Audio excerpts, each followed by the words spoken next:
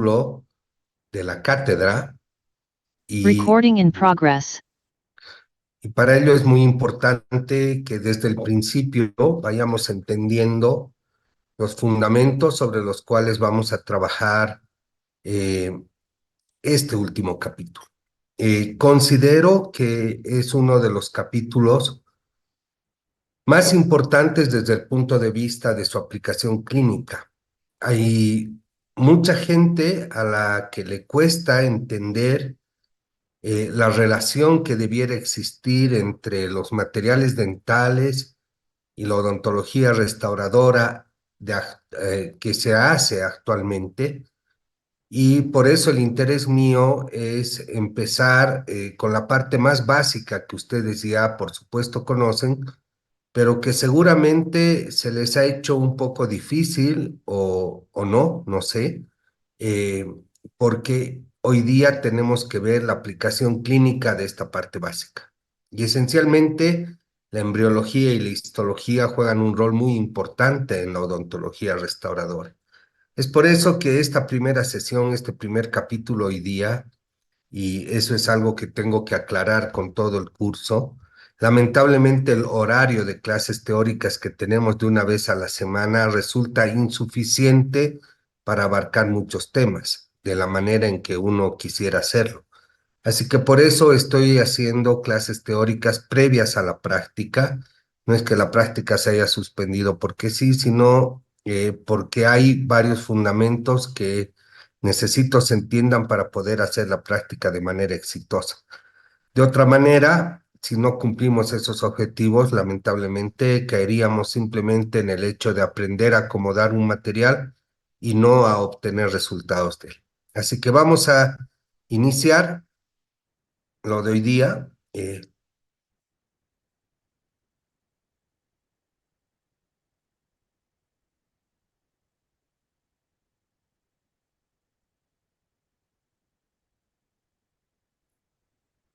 haciendo básicamente un repaso de de lo que ustedes ya han visto en el primer año y de lo que ahora es importante que entendamos su aplicación. Por eso este es un capítulo de repaso, es una clase de repaso, donde vamos a hablar sobre los sustratos sobre los cuales vamos a trabajar.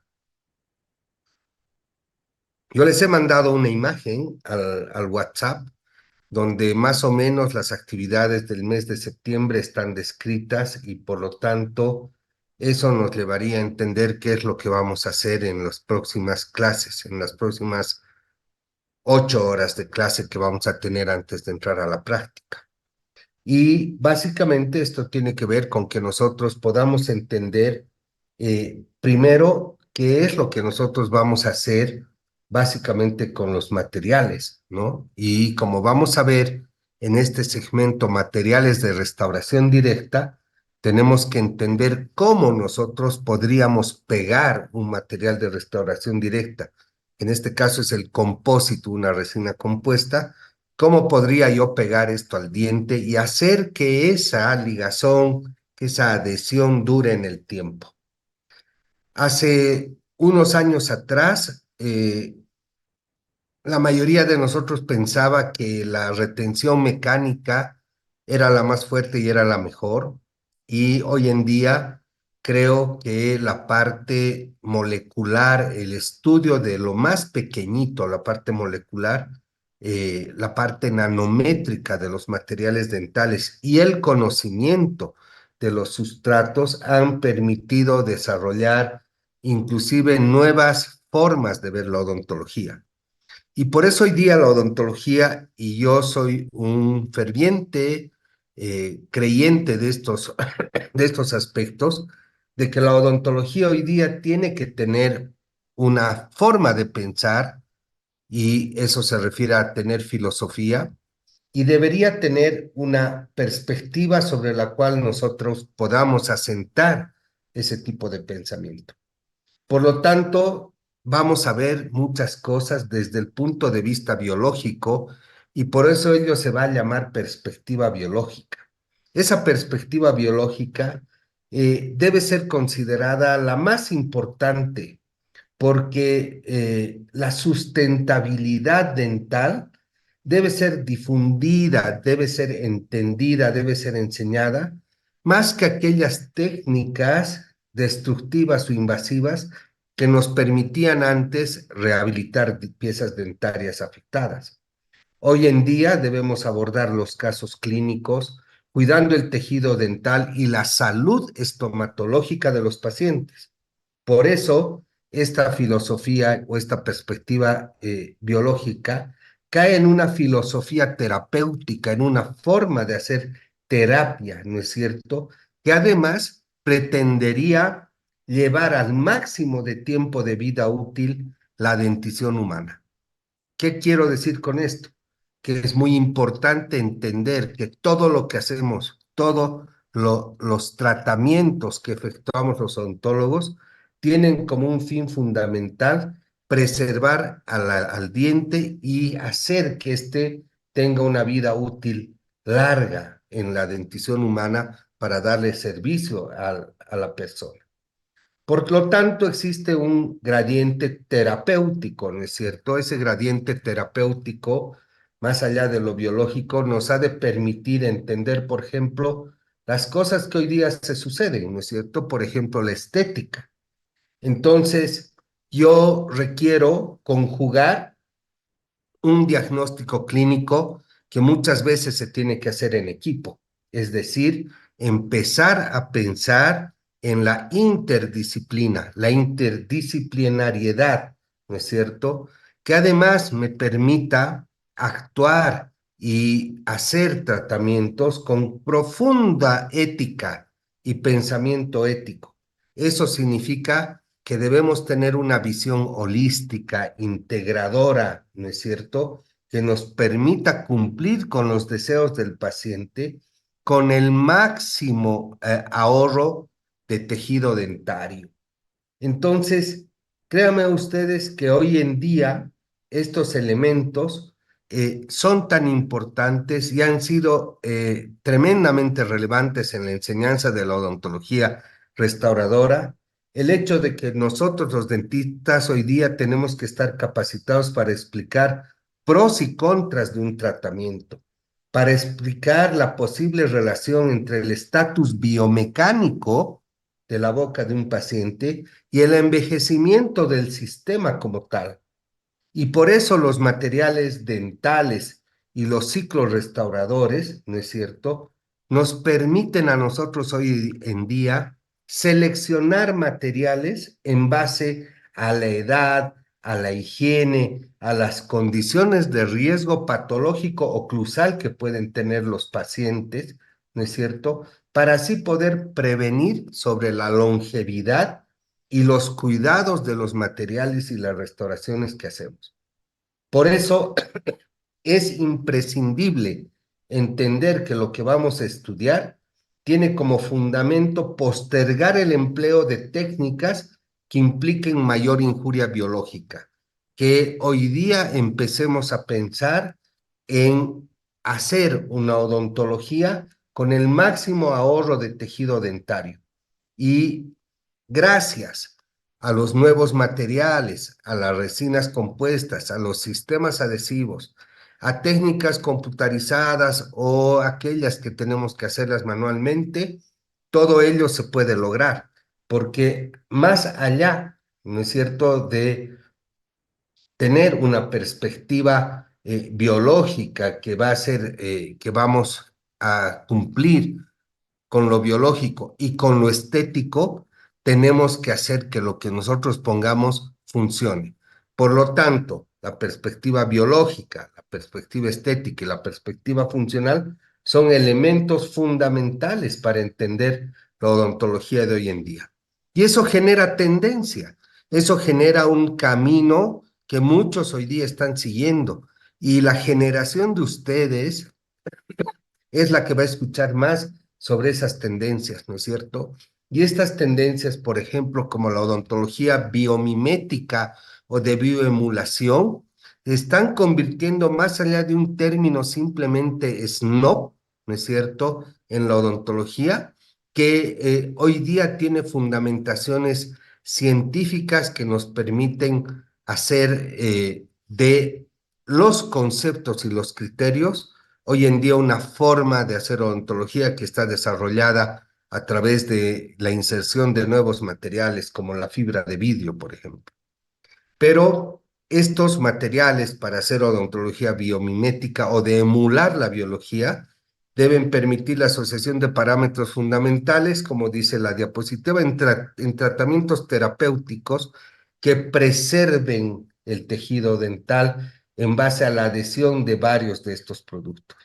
Entonces, este concepto de emular la naturaleza utilizando un enfoque histoanatómico, entiéndanlo bien, histoanatómico, mediante un análisis estructural y de síntesis visual, nos lleva a desarrollar teoría adicional, incorporando la fusión entre la clínica y la técnica.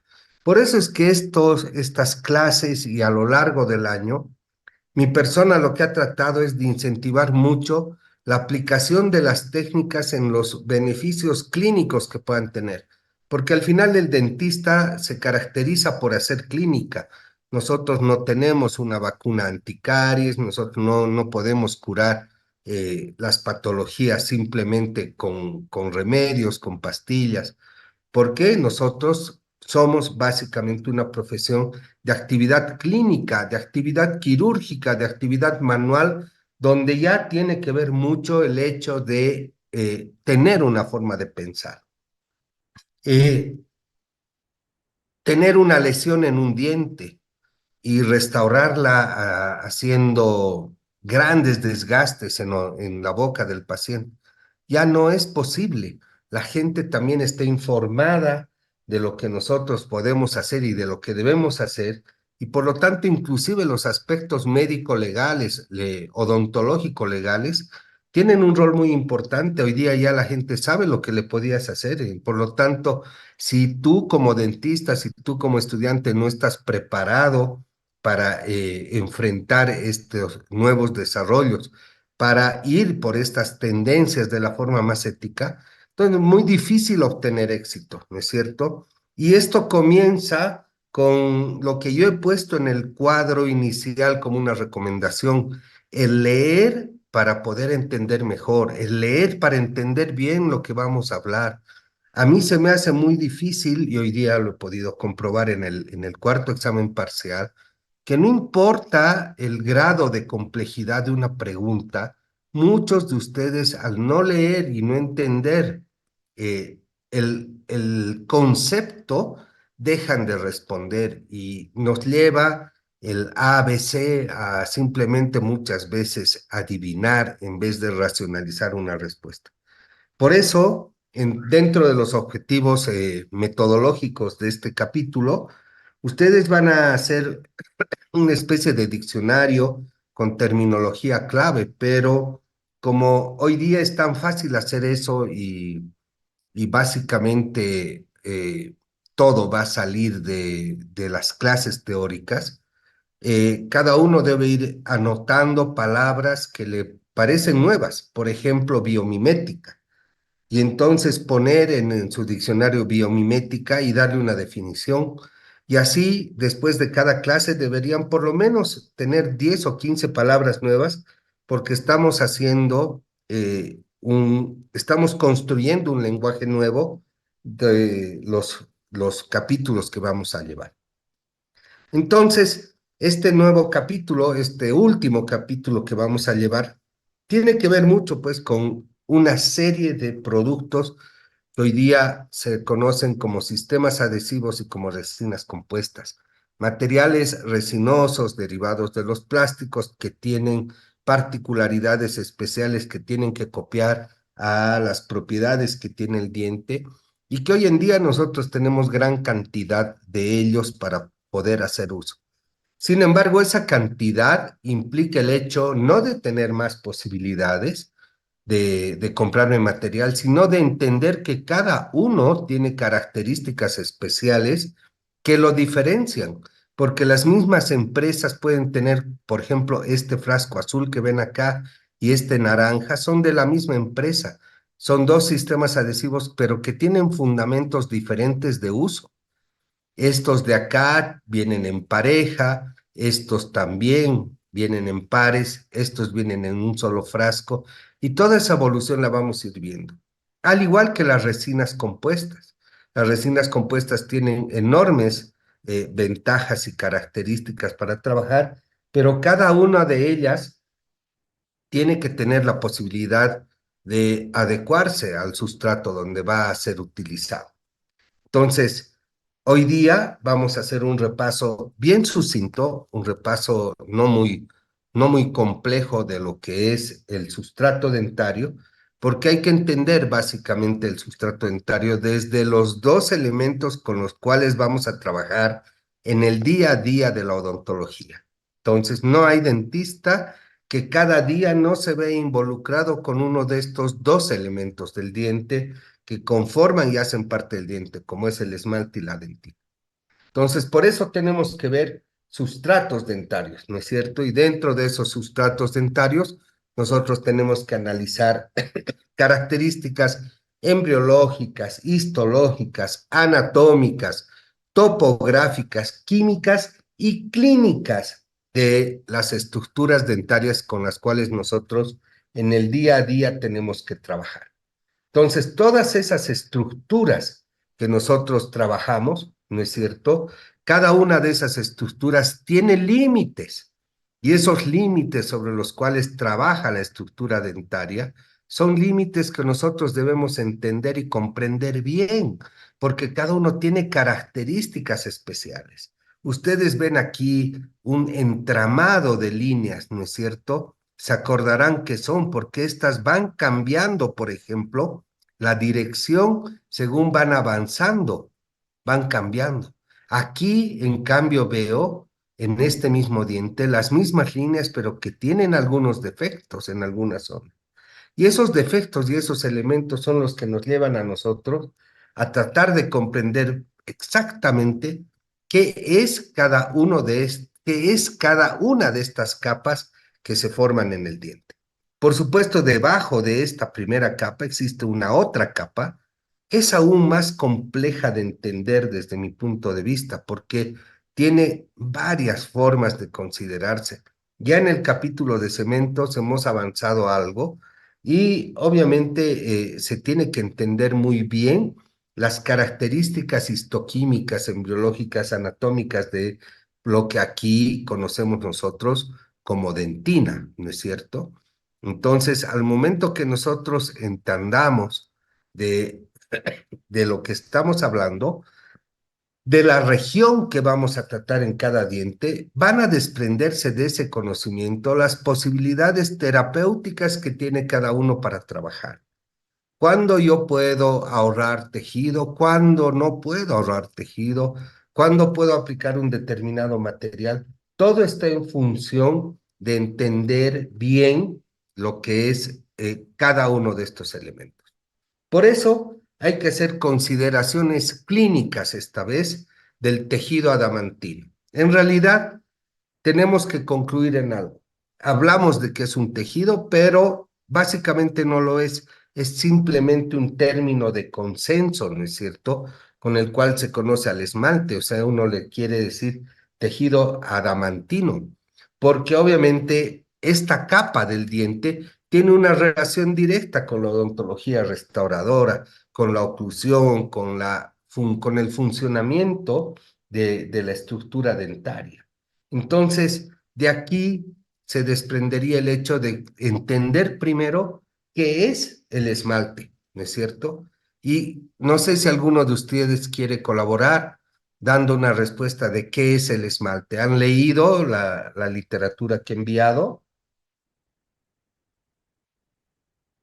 ¿Quiere alguien participar?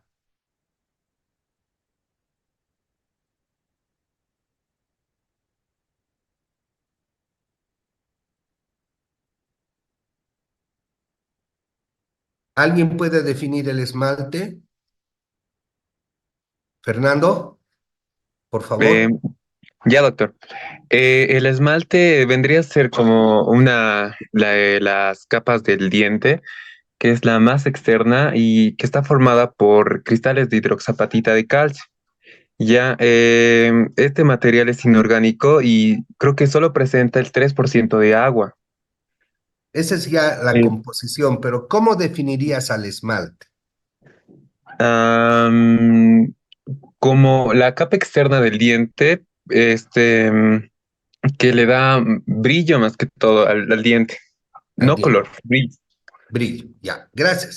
Vamos a ya. ir, vamos a ir conversando. Gracias, gracias, Fer. ¿Qué es el esmalte? Es una sustancia extracelular, ¿sí? Altamente mineralizada. Eh, no es un tejido porque no tiene células.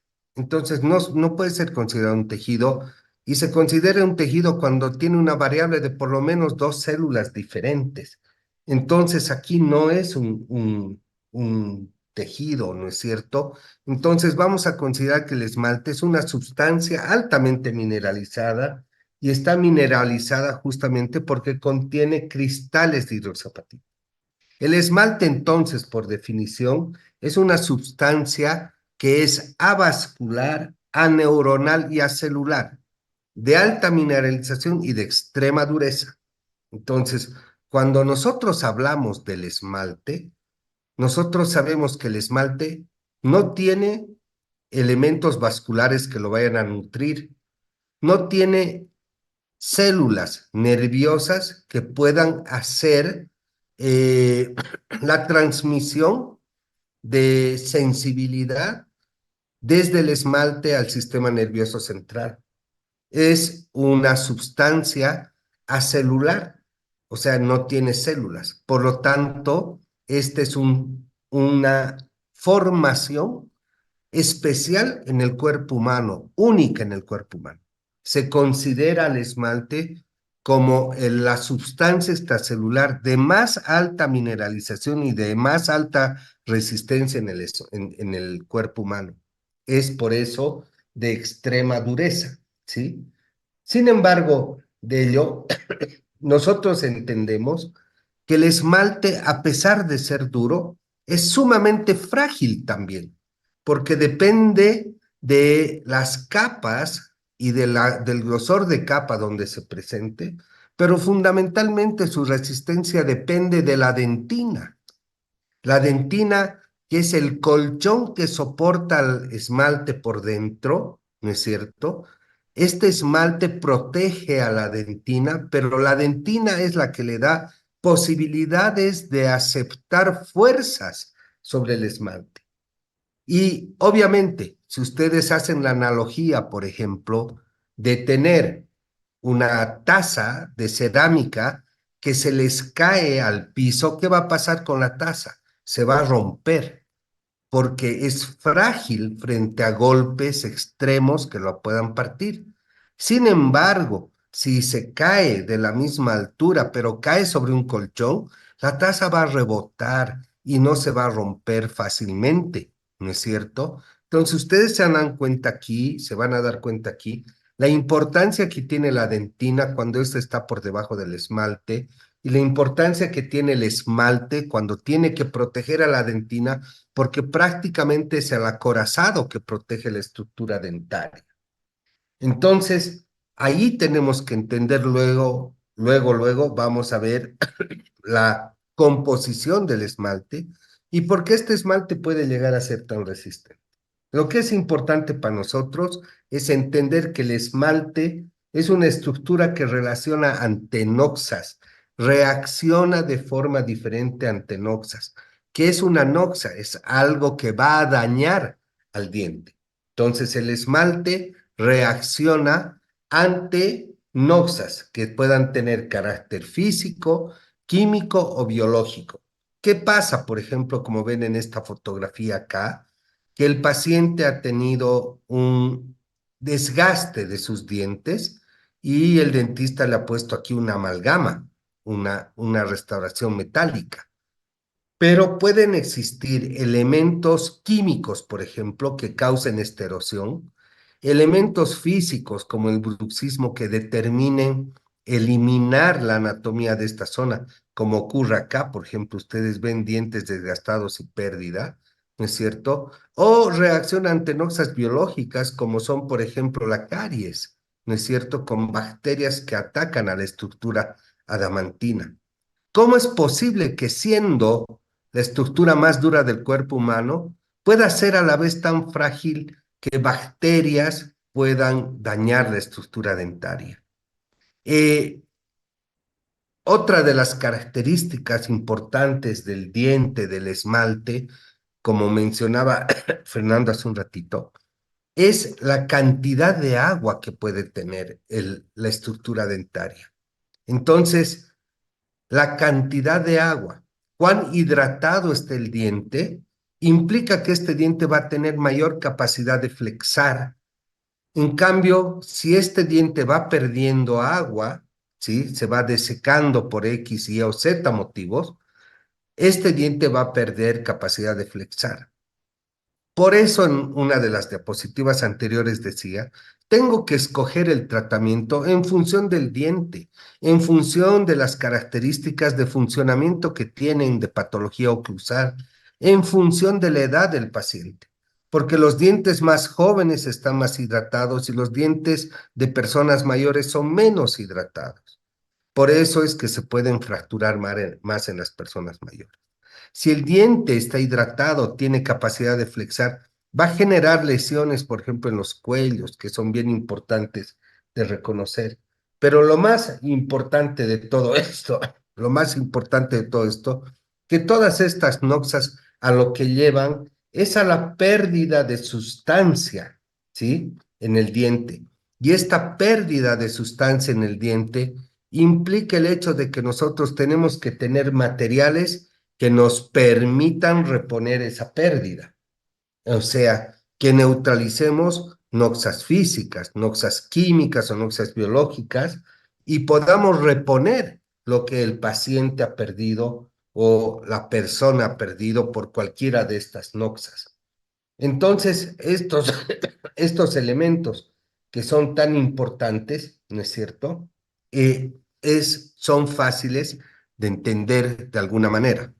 Entonces, esta reacción ante noxas y la relación que hemos hecho, por ejemplo, de la estructura del esmalte, quiere decir que el endurecimiento extremo del esmalte lo hace a la vez frágil y propenso a macro y microfracturas cuando no cuenta con apoyo dentinario porque deja de tener la elasticidad adecuada.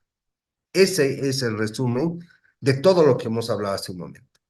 Entonces, fíjense ustedes esta fotografía, mil disculpas porque está muy fea fuera de foco, pero ustedes van a ver una lesión aquí en el cuello.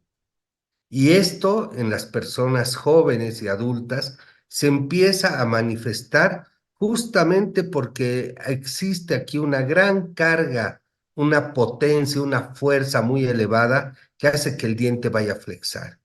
Por eso el diente va perdiendo microestructura, o sea, se van haciendo microfracturas en esta zona y va apareciendo el área dentinaria e inclusive llega al cemento de la raíz. Entonces, si este diente no tuviese, ¿no es cierto?, la cantidad necesaria de agua, estaría más deshidratado, más seco, con seguridad esto se fracturaría más rápido. Pero este diente tiene resistencia y tiene elasticidad por él.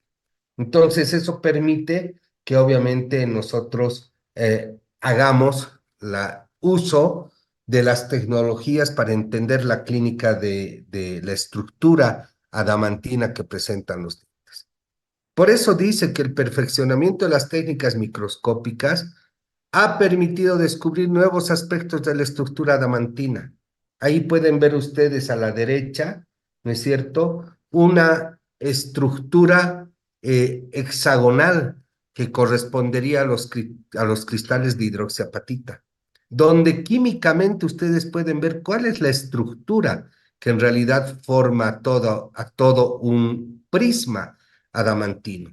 Tiene sales de fosfato, tiene calcio, tiene radicales hidroxilos, tiene fósforo, hay oxígeno.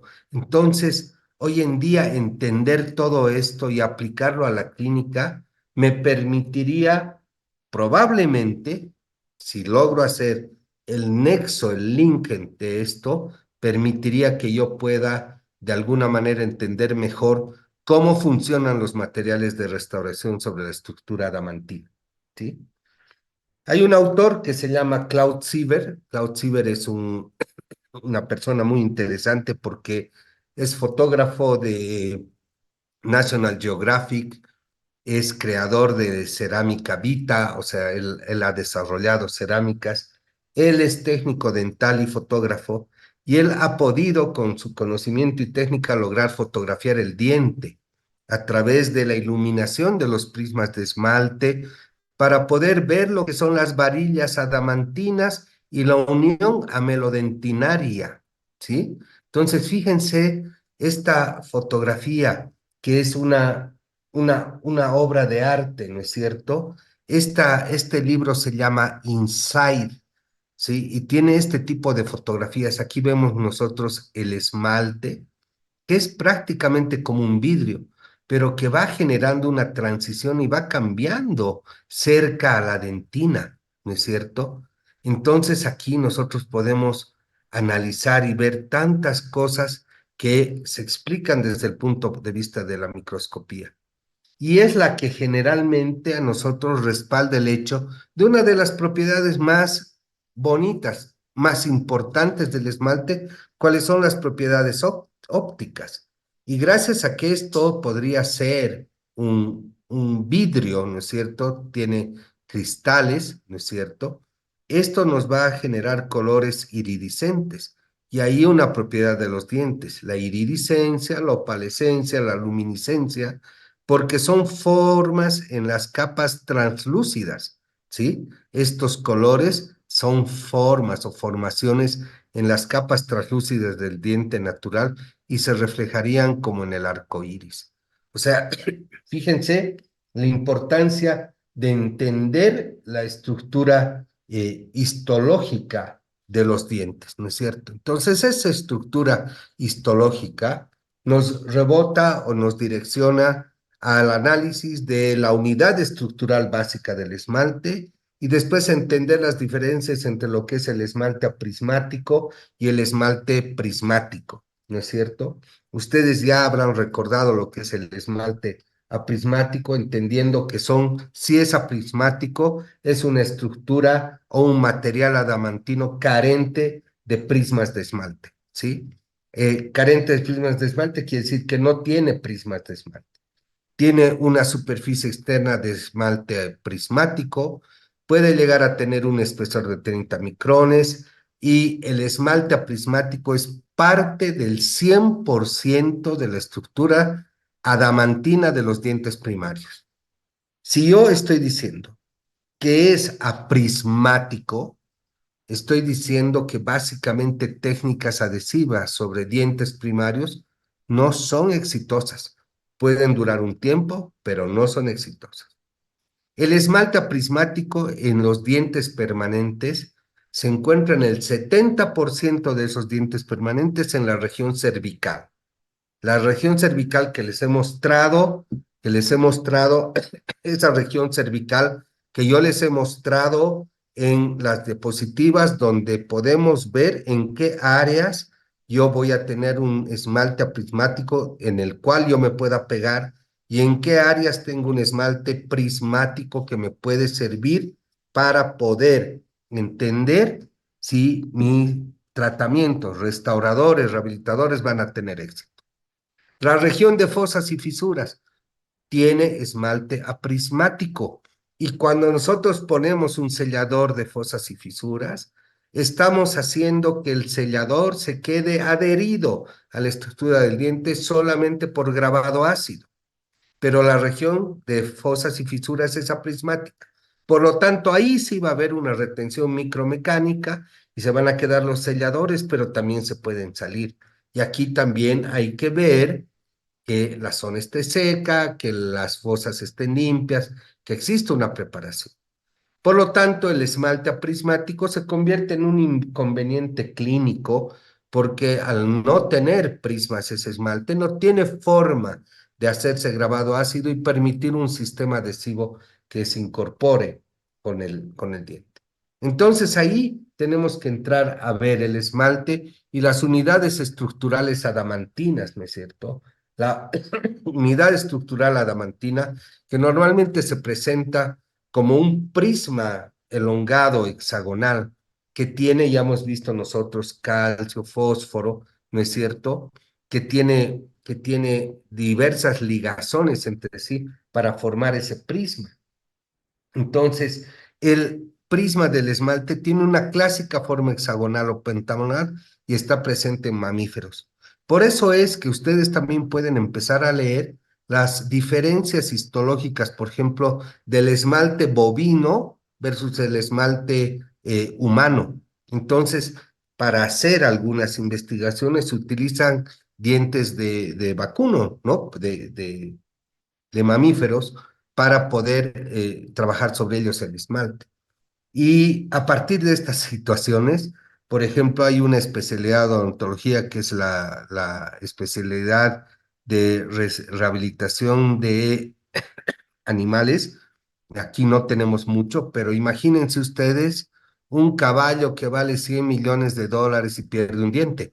Entonces, hay dentistas especializados para hacer adhesión o prótesis en equinos y así salvarle la vida al animal.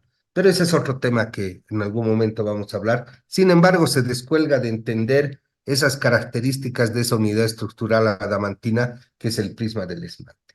En cambio, en el ser humano, en el hombre, ¿sí? Tiene un aspecto de cerradura, de ojo de cerradura, a veces un poco más circular, como en algunos lugares, ¿sí? En una herradura, como se puede ver acá, o como escama de pescado en algunos lugares. Esto ustedes lo han visto más de una vez, ¿sí? Esto han visto más de una vez cuando les han mostrado en histología cortes transversales, por ejemplo, de la estructura adamantina. Entonces han ido viendo qué es lo que tiene cada prisma, ¿no es cierto? La cabeza del prisma, la cola del prisma, etcétera. Pero fíjense estos elementos que son importantes. Este es un corte transversal, quiere decir que el corte está producido en determinada área del diente, ¿no es cierto? Y que aquí podemos entender que esto puede tener 9 micrómetros de largo y 5 micrómetros de ancho en la cabeza del prisma del esmalte. Pero fíjense cómo termina atrás, termina como una escama, por eso anteriormente hemos visto aquí, por ejemplo, cómo terminan como una escama, o sea, como con dos cuernitos que uno se van adosando a otro. Entonces, aquí se va a adosar un prisma, aquí se va a adosar otro prisma y aquí y así, entonces se va a empezar a formar esto que por eso se llama tejido adamantino, porque van formando los prismas y van quedando prácticamente enlazados uno con el otro. Entonces, esto hace al esmalte prismático. Y el esmalte prismático tiene esos prismos de longitud de 4 micrómetros. Está en la unión cemento-adamantina de la superficie del esmalte. Tiene un diámetro de 4 a 10 micrómetros y puede existir de 5 a 12 millones de prismas de esmalte por micrómetro que podamos ver. Entonces, ustedes pueden ver aquí en las fotografías en cortes longitudinales, ¿no es cierto? Ya no cortes transversales, cortes longitudinales, la dirección de los prismas de esmalte. Y esa dirección de los prismas de esmalte en cortes longitudinales nos permite ver, por ejemplo, cómo los prismas están ordenados en el tejido adamantino.